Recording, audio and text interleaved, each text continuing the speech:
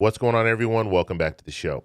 So today I have some good news to share with you about Social Security. We're going to take a look and a listen to Martin O'Malley. He is the Commissioner of Social Security. He's going to be talking about overpayments.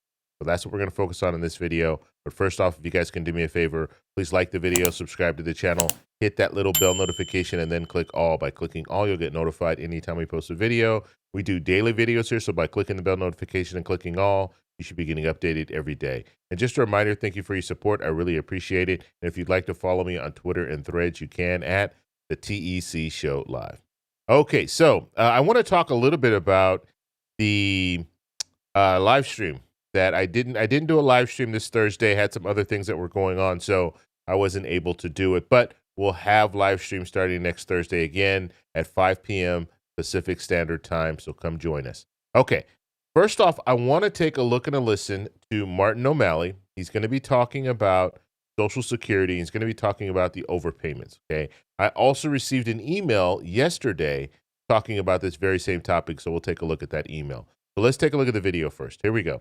Commissioner, thank you very much. And let's go to this payroll information exchange concept first, because it relates to kind of how you showed up here. You made some big promises to tackle overpayments head on, and I'm sure seniors and others kind of hear this stuff coming from Washington and they maybe roll their eyes a little bit and they'll say, we'll see. But we are now on our way to having quicker, more efficient policies to prevent overpayments, because the agency can get wage data, can get this from employers and others quickly. And it just seems to me that after years and years of waiting, and as you and I talked about, I worked across the aisle to get this passed, and then basically nothing happened. Nothing. We just kind of kept pushing the agency, and nobody got serious about getting this wage data and recognizing the importance of efficiency and the like, and you took this on. So tell us, if you would, because you're going to have a comprehensive game plan fighting these overpayments. What are we going to do for the long term? What are we going to do right now? And I'll ask another question about helping people who are in a bind right now. But tell us how this payroll information exchange, the data exchange, is going to help you prevent overpayments for the long term, and we can finally get this problem that has harmed so many seniors under control. Mr. Chairman, thank you for your question. Thank you for your interest, and thank you for pushing us on the payroll information data exchange, in essence. As I traveled around the country, visiting all 9 regions in the first week of January, I always found the best ideas came from people that were on the front lines already doing the work. And one of the constant questions that I received in kind of like employee town hall fashion was, when are we finally going to have PI? When are you all going to do regulations to finally do the payroll information exchange? Because it'll alleviate our work burdens, it'll make for less overpayments. In some of our programs, I'm thinking of SSI especially, it is a income-based program. People have to verify that they are making below a certain amount. And if they have a job, they have to be careful not to go above a certain amount of earnings. Otherwise, it triggers potentially an overpayment, adjustments, and things of the like. And with ever declining staff over the years, it has taken us longer to catch up with overpayments or changes in income or living arrangements or the other things that have to go into that program. So we have been doing a lot of prep work that will allow us to use a big data solution, to use contracted with a company called Equifax.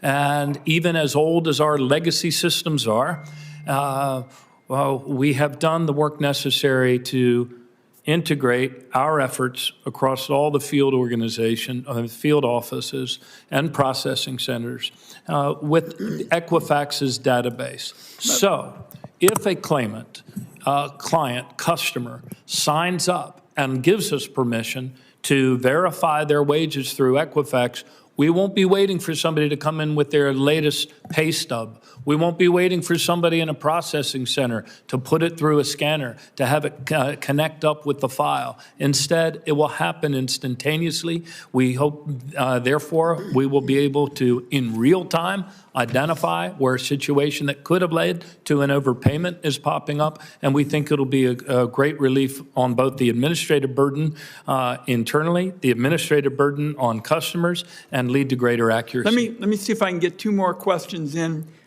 quickly. By the way, Mr. Secretary, I thought you'd be interested. The original idea for payroll information exchange came from one of your employees, a Social Security employee, who took it to our office in Eugene, Oregon. So this idea, we're very proud, has roots. I don't doubt it. So there you are, payroll information exchange for the long term. What's the most important thing you can do to help somebody who's clobbered right now by an overpayment? Well, some of those things we just announced, which is, and there are more things that will be coming. 75% of overpayments are 75% of overpayments are under $5,000 or less.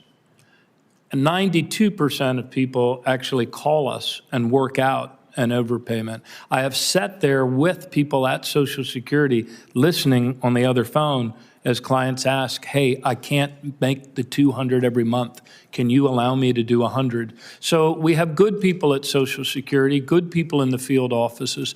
And my message to people across the country, if they have had an overpayment, is call us, contact us. I know it's hard with fewer staff, but we do answer the phones within 5 minutes in the 1,210 field offices across the country. And they're compassionate people on the other end who now know, receiving clear instructions that we need to act in, with mindful of the damage this can do to individuals. We have a lot of flexibility as an agency that you've given us, not to claw back in cruel ways if it is against equity and good conscience or defeats the purpose of the very act that you're sworn to uphold. Okay, so that was Martin O'Malley talking about the overpayments and how they're going to make changes. Now, one thing that he was talking about at the very beginning was talking about this PI system.